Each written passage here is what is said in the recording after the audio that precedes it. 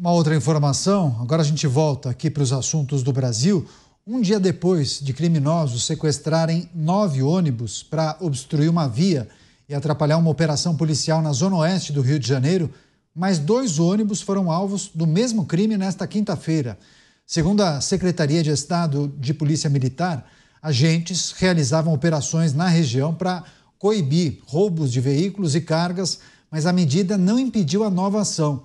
A violência contra veículos do transporte público é classificada pelo Sindicato das Empresas de Ônibus do Rio como recorrente, frequente. Em 12 meses já chega a 136 o número de veículos que foram alvos desse tipo de ação. Inclusive, um prejuízo enorme, né, para essas empresas de ônibus. Você, Mota, queria que você trouxesse o relato de alguém que mora no Rio de Janeiro, conhece essa dinâmica melhor do que a gente, faz parte do dia a dia do Rio de Janeiro, criminosos que acabam sequestrando o ônibus, não para botar o terror nas pessoas que lá estão, porque parece que grande parte dos ônibus estava vazio, né? Mas como é que funciona? Eles pegam isso para impedir o avanço da polícia em determinada região, é isso? Nem sempre os ônibus estavam vazios, Caniato. Eu tenho um amigo policial que perdeu a sua avó queimada em um ônibus. Isso já faz mais de 10 anos. Ela estava em um ônibus com outras pessoas, os marginais entraram e colocaram fogo no ônibus. A senhora ficou com a maior parte do corpo queimado, ficou num hospital agonizando durante vários dias com meu amigo do lado. E aí, Caniato, se você me contar em quantas democracias ocidentais criminosos sequestram 9 ônibus para impedir a ação da polícia, eu conto para você em que democracia ocidental uma decisão judicial suspendeu as operações policiais em territórios dominados pelo narcotráfico. É a DPF 635.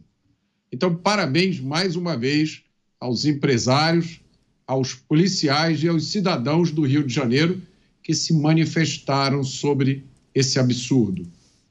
Para mim, o mais incompreensível, inaceitável, é o silêncio e a apatia do Congresso Nacional em relação a esse assunto.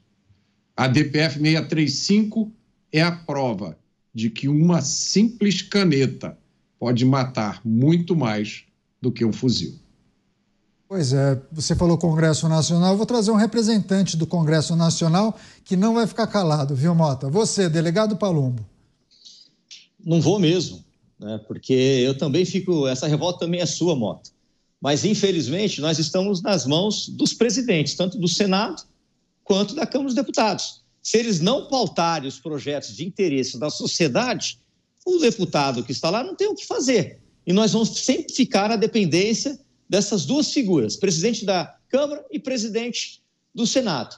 Isso aí é o resultado da audiência de custódia, é o resultado de, olha, agora vamos proibir algemas, é o resultado, agora a polícia não pode abordar. Vai chegar nesse ponto que o policial vai ter que servir um café. Olha, eu estou te abordando aqui, mas espera aí, dá o cardápio aqui, escolhe sua refeição antes da gente te abordar. Afinal de contas, você é a vítima da sociedade. Essa senhora que faleceu, vítima deste crime horroroso, né, atear fogo num transporte público com pessoas inocentes no meio, é a crueldade em limite máximo. E aí vem uma canetada, não, vocês não podem entrar lá porque vocês são extremamente truculentos.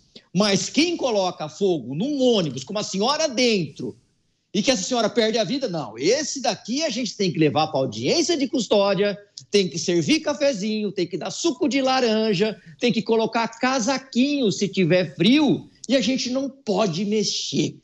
Essa é a nossa justiça. É lamentável, mas o Mota tem toda a razão. Episódios de sequestros de ônibus para impedir o avanço da PM em vias do Rio de Janeiro por 2 dias seguidos, hein, Dávila? É isso, mas é muito do que o Mota sempre traz aqui, da consequência de ações desastrosas da política pública, que, na verdade, só ajudaram o crime organizado a cada vez mais controlar pedaços do território e fazer com que a polícia tenha dificuldade de entrar em determinados territórios e, em certos casos, até proibido, como é o caso da DPF 635. Então, é um absurdo total. É uma legislação que não melhora a segurança pública, que é a preocupação número 1 de todo cidadão brasileiro. Nós precisamos ter um Congresso que não possa ter o poder de engavetar, como bem lembrou aqui o deputado Palumbo, que a vontade de um único presidente de uma casa possa engavetar projetos de interesse da sociedade. Isso é um absurdo total, isso não é democracia. Então nós precisamos rever esses procedimentos internos, né, deputado Palumbo aí, porque é um absurdo você poder engavetar projetos de interesse da população. E isso não condiz com os princípios da democracia. Então, nós precisamos urgentemente, não só essa pressão da sociedade civil, dos empresários cariocas aí, como nós já noticiamos hoje aqui nos Pingos nos Is, pedindo a revogação da DPF 635, mas nós precisamos rever processos internos no Poder Legislativo para impedir que uma única pessoa consiga se colocar acima do interesse de 513 deputados eleitos. Não é possível isso. Então, isso não é representação democrática. A representação democrática é dar voz aos representantes do povo eleito pelo voto popular. Então, engavetar dessa forma, por tempo indeterminado, nós deveríamos ter uma lei, né, o delegado Palumbo, que é assim, pode engavetar por 30 dias ou 40 dias, depois disso tem que soltar o projeto, não pode engavetar permanentemente e não colocar em votação leis que têm todo o interesse da população. E todas essas leis de interesse da população significa endurecimento com o combate ao crime. Pois é, e essas imagens terríveis, né, Mota, que mostram justamente o sequestro e a depredação desses ônibus, todas essas imagens, elas se juntam a um clamor popular, né, sociedade civil organizada, entidades de classe, representantes do empresariado, e eu queria só voltar, uma notícia inclusive você trouxe hoje pela manhã, desse manifesto de muitos empresários no Rio de Janeiro pedindo a volta das operações policiais nas comunidades. Queria que em 2 minutos você trouxesse esse tipo de manifestação e esse movimento dos empresários. O que é que está em jogo, hein, Mota? A nossa vida, Canhato. Esse manifesto dos empresários aqui no Rio de Janeiro é resultado de um esforço, do trabalho, de luta de muita gente que está há mais de 10 anos no combate a essa agenda pró-bandido e antipolícia. Eu dei o exemplo aqui desse ecossistema de organizações não governamentais que trabalha muito bem financiado dia e noite para promover essas pautas. E aí, quando essas informações chegam na maioria da mídia e nas pessoas, tudo chega completamente distorcido. Eu sou testemunha desse processo há vários anos, quando eu comecei a estudar essa questão de segurança pública, de combate ao crime, eu tive dificuldade de acreditar no que eu estava vendo. Vocês sabem, eu tive uma rápida passagem pelo governo aqui do Rio de Janeiro, na área de segurança, e uma das coisas que mais me chocou, Canhato, foi quando eu me tornei membro do Conselho de Segurança de uma das entidades empresariais mais importantes do Rio de Janeiro. Eu fiquei chocado, porque o presidente desse conselho pertencia a uma dessas ONGs.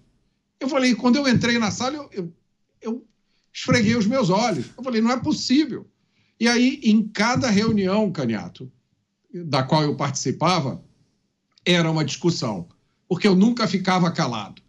Toda vez que diziam uma asneira, eu levantava a mão e dizia, senhor presidente, desculpe, o que o senhor disse, na verdade, a realidade é justamente o contrário.